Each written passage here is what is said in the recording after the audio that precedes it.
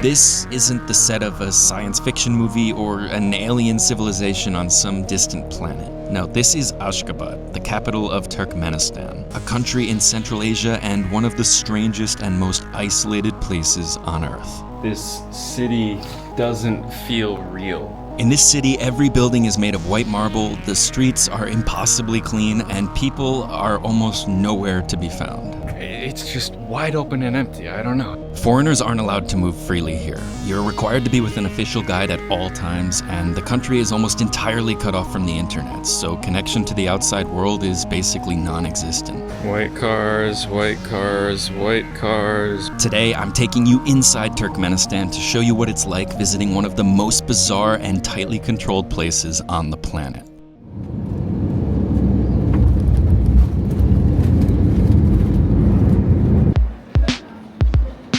First impression, airport is very white. Heard that color is popular around here. So I haven't officially made it through passport control yet. I am just here in the airport, and you can see behind me something a little sentimental for me. My first COVID test in about 2 or 3 years. I thought those days were done, but apparently not quite yet, because I just got another Q-tip up my nose, and then they charge you for the COVID test, which is $31. So you pay that along with your visa fee, which is at that counter right over there. Anyway, a little bit confusing. I think I have it all good to go now. I'm gonna go through, I've got the visa, and should be good to enter Turkmenistan. And after getting scolded for filming in the airport, I grabbed my luggage and made my way out of the terminal to find my guide, who preferred not to appear much on camera. And once I linked up with him, we headed into the city and made our way to the hotel. All right, so we're arriving to the hotel, and like everything I've seen so far here, it's really grand, it's really enormous and opulent, and oh my gosh, check out the lobby. Here we go.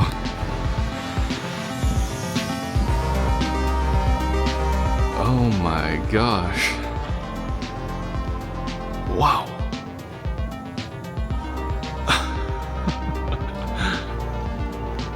Oh my gosh. Very luxurious, okay.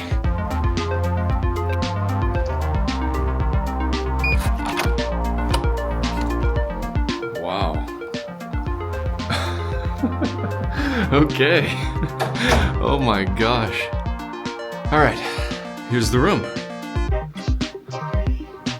Very nice. This feels like a palace, and to be honest, this city doesn't feel real.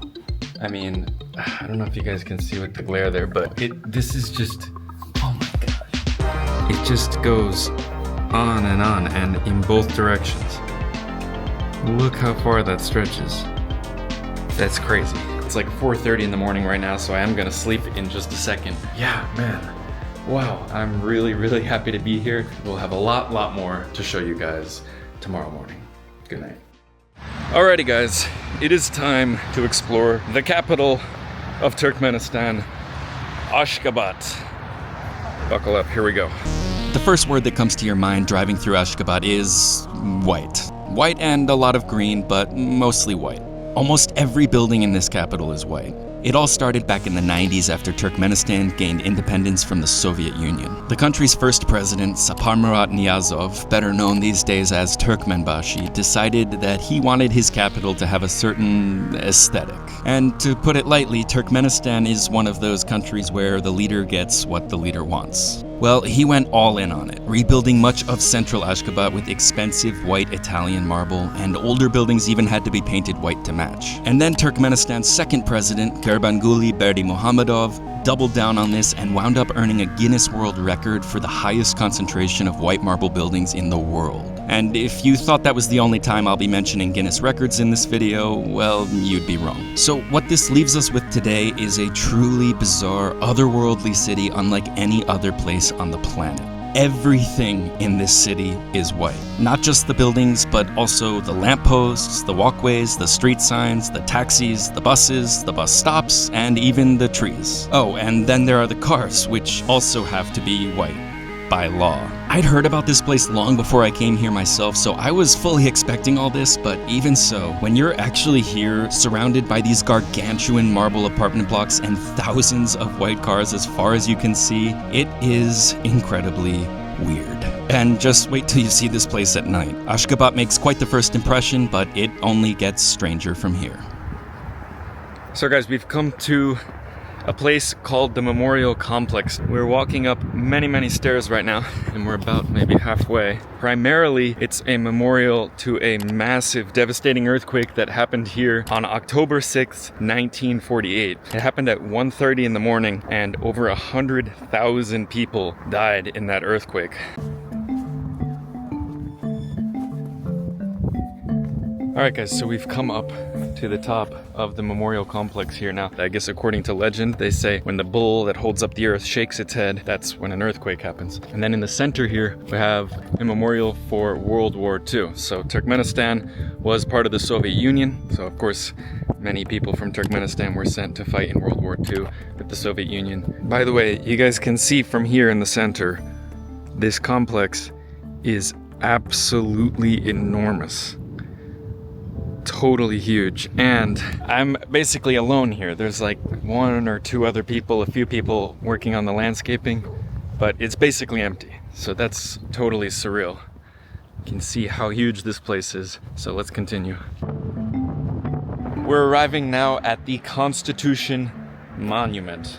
There it is, you can see behind me. And on the Constitution Monument, you can see 5 symbols. They're called 5 ornaments. These are one for each of the 5 regions of Turkmenistan. And if you look at the Turkmenistan flag, you will also see those. People think they look like carpets on the flag, but these are the symbols of the 5 regions. You'll see them all over the place in designs, in architecture. And here too, we are totally alone in this enormous plaza. Wide open, humongous plaza. Totally alone. Totally alone. If you've seen a YouTube video about Turkmenistan, then you've probably heard that before, like, oh my god, the capital is totally empty, where are all the people? And in places like this, like at these big plazas, that does seem to be the case, but it's not like that in the whole capital. I've seen plenty of people out and about. You'll see people taking the bus, walking along down the street, in parks, in different places at schools, universities. So I don't want to say the entire capital is empty. Yeah, it's not bustling, it's not Times Square, but it's also not totally desolate. I mean, there are people around. But at these big, like, state project memorial sites and big open spaces, yeah, they're pretty empty.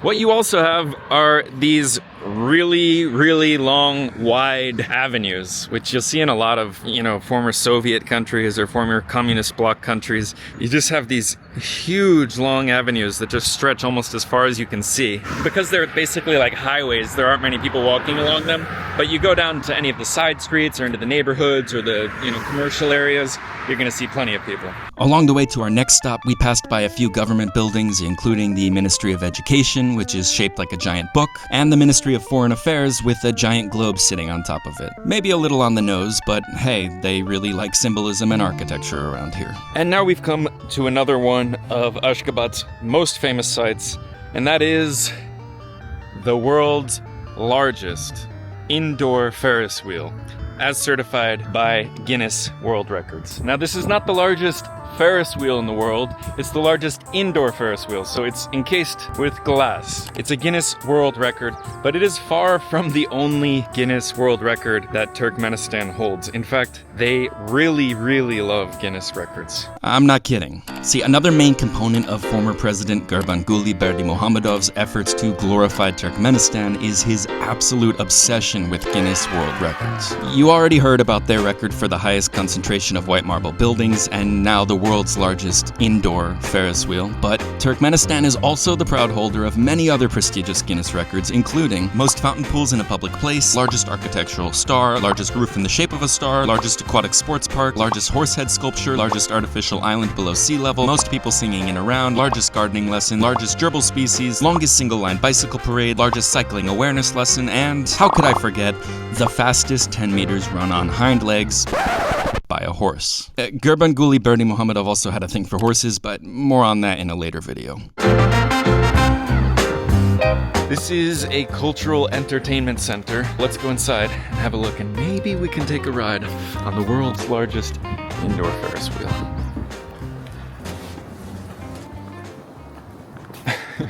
It looks like there could be quite a long line here, but we're lucky today because I'm the only one here again.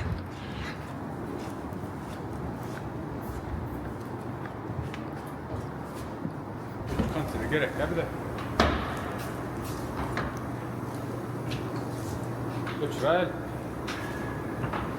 Israel,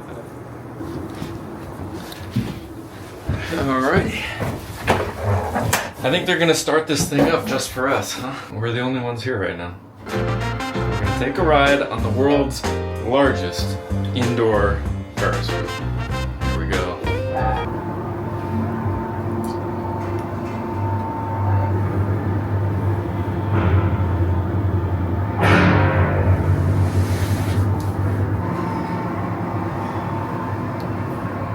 Alright, and we are just now coming to the very top. You can kind of see a 360 view of the city. Kind of. Look at the size of the park out here, guys. It's passing quickly, but look at the size of that. It's enormous. There are a ton of parks like that in the city. And so it's a very, very, very spread out city, but not a huge population. And so, you know, there's a lot of open, empty spaces.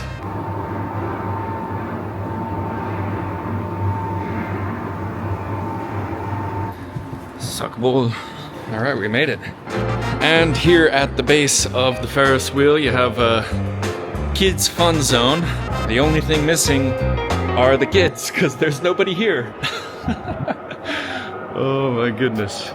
Look, you got the teacups, you got the carousel, merry-go-round, you got a little choo-choo train over here. Everything except the people. All right, that was very cool. It's funny because when I think of a Ferris wheel, I think like the whole point of it is to get up high and get a view. That doesn't really happen when it's encased in metal and glass and whatnot. But if it wasn't encased in all that, then it wouldn't be the world's largest indoor Ferris wheel, so it goes indoors. Well, we've come to another enormous monument that also happens to be totally 100% completely empty right now. Walking up these very many stairs, I'm totally alone. This is a monument to Magtumguli Piragi, a very famous Turkmen poet, philosopher. This was opened last year in 2024, so it's very new. I like everything I've seen here so far. It's totally grand, totally ornate, totally over the top, and totally empty. I feel like I'm a broken record on that. Okay, I made it up to the top. I'm a little winded, a lot of stairs. Check out the view behind me. It's just wide open and empty. I don't know. I know I'm repeating myself, but it's just crazy to me. By the way, this is the largest statue in Central Asia. Only in Central Asia, so not a Guinness World Record, unfortunately. But it is the largest statue in all of Central Asia in the Stan countries. However, there is another Guinness World Record over here. You can see that tower on the hill over there.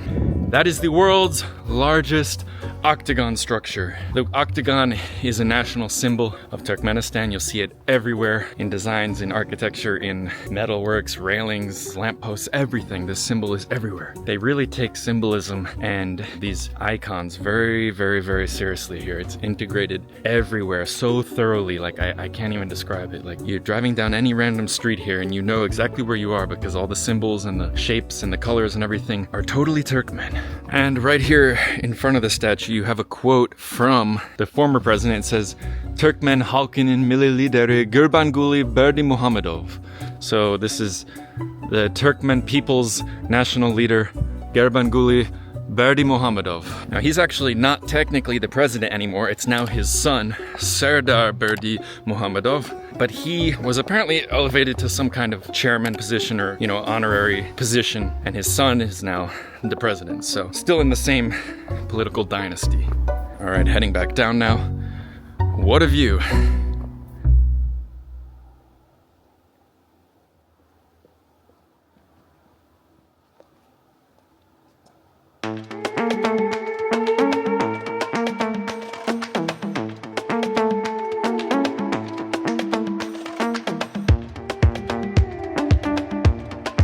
So now I'm standing in a small forest, you could say, but the interesting thing about these trees is that each one of them was planted by the head of a foreign state. Any president, any prime minister, leader of a foreign country that came to visit Turkmenistan. So unfortunately we don't have one from the US yet, but we do have one here from Hamid Karzai, the former president of Afghanistan. Ukraine, Viktor Yushchenko. Turkey, Mr. Recep Tayyip Erdogan. Another one from Afghanistan, Mohammed Ashraf Ghani. Iran, Mahmoud Ahmadinejad. Iran, Hassan Rouhani. Hungary, Viktor Orban. Belarus, Alexander Lukashenko. Russia, Dmitry Medvedev. And even Palestine's Mahmoud Abbas, among others. And that area is known as the Alley of Honored Guests. And it's also right outside of this, another extravagant monument. This is the Independence Monument. It commemorates the independence of Turkmenistan, which occurred in 1991 when they got independence during the fall of the Soviet Union. Around the base of the monument are 27 statues, various figures important in Turkmen history, because the date of independence is the 27th of September. And you guys will find that these important numbers in Turkmen history, in Turkmen culture, are integrated in all kinds of ways into everything they do here. For example, the height of this monument is 118 because that's 91 plus 27. 27th of September 1991, 91 plus 27, 118. That's the height of the monument. So interesting. And right across from the Independence Monument here, you've got a great view of the State Cultural Center, a really cool white building with golden domes that looks really nice at night. Inside is a museum, a library, and an opera. So many grand buildings. And lastly, Turkmenbashi, the first president of an independent Turkmenistan. This is a giant statue of the Ruhnama. That is a book by Turkmenbashi that kind of serves as like the guiding principles of Turkmenistan. It was written around the time of independence and very, very important. It used to be taught obligatory in schools. Then when the next president came along, Gurbanguly Berdimuhamedov, he did away with that, so it's not like obligatory to be tested on this to get jobs and to get into university and stuff anymore. It used to be, not anymore, but still very important, still an important piece of Turkmen culture, and it has its very own statue right here in the capital.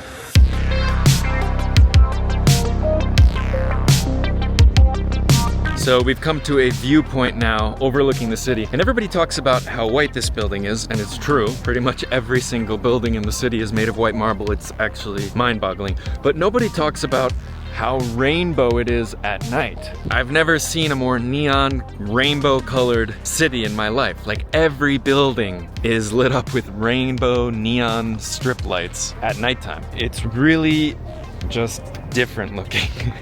I don't know how to describe it. I was shocked because I could see the rainbow lights from my plane when I was landing here out the window. It transforms at night. For a city that has almost no color to it during the day, it goes from no color to full of color at night. You feel like you're on a different planet almost being here.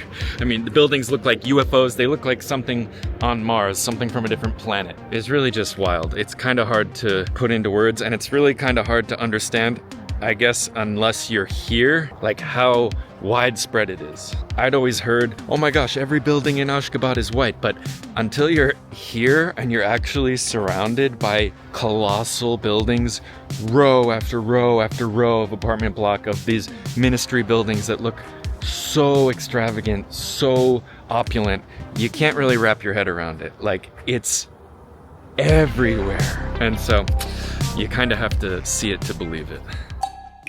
So, I know I told you that Ashgabat isn't quite as empty as you may have heard, and based on what I've shown you so far, you probably don't believe me, but there are actually people living here. So, in an attempt to find other people, we decided to head over to one of Ashgabat's biggest malls to grab dinner and see some normal Turkmen people out and about.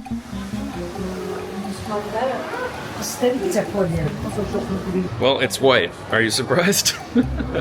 Looks very fancy, kind of like the whole city. That's my first impressions. Let's see what they have in here. I mean, look at these spiral columns with the gold.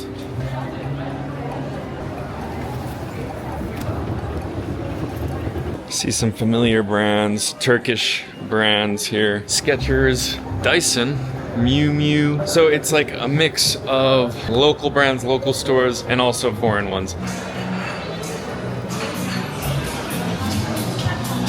All right, dinner time. Cool, modern restaurant here in the mall. Yeah, very nice. Yeah, so this is actually, it's kind of similar to one of those typical like restaurants in Turkey where they have like pizza, chicken, a little bit of everything, some local dishes, some Italian, etc., Tex-Mex. We've got some chicken, some pizza, nice and easy.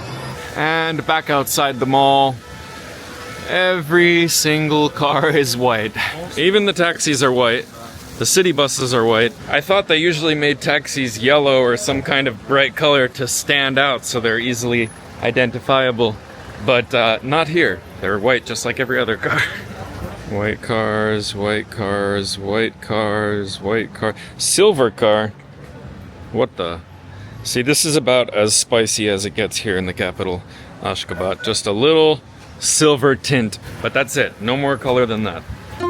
The next morning, we headed over to the older part of Ashgabat, which is a bit outside the city center and is full of Soviet-era buildings. And as we got over there, I was totally shocked to see buildings that weren't pure white. I mean, they were like a light cream color, so just about as close as it gets without actually being white, but still. When you've only seen white buildings for the past 24 hours, a faded yellow pastel color building suddenly feels pretty vibrant. So guys, we've come now to a park in the older part of the city, and apparently this right in front of me is the only Lenin statue left in the country. It was built in 1927, so it's almost 100 years old. You can see the base of the statue is covered in the traditional symbols of Turkmenistan, so you know it was like an effort by the Soviets to kind of bridge the cultural gap between Turkmenistan and the Russian and Soviet, you know, mythology and all that. A lot of post-Soviet countries have removed any sign of Lenin, Stalin, communism, Soviet, and all of that, but here is one kept here in Turkmenistan. So we've come now to a place that people refer to as the Russian Bazaar. It's a Russian Soviet-style market that was built here in 1972. You'll find these kind of places all over the former communist bloc or the former Soviet countries, and they're really nice, like fresh products, sometimes bakeries, and apparently the new name of this market since independence is Gulistan, which is like the land of flowers. I love coming to these places and just looking around. It smells good, all the fresh herbs, all the fresh produce. Very traditional thing that you'll find in a lot of these types of countries around the world. And that is Ashgabat. Without a doubt, one of the strangest, most fascinating places I've ever been in my life. But stay tuned, because there's still a lot more to uncover here in Turkmenistan. Up next, we're traveling deep into the Karakum Desert to camp alongside a flaming gas crater known as the Gates of Hell. Then we're heading into the countryside to see what Turkmen village life is like. And spoiler alert, it's pretty different than Ashgabat. All that and more coming up soon, but in the meantime, thank you so much for watching, and I'll catch you in the next one. Bye-bye.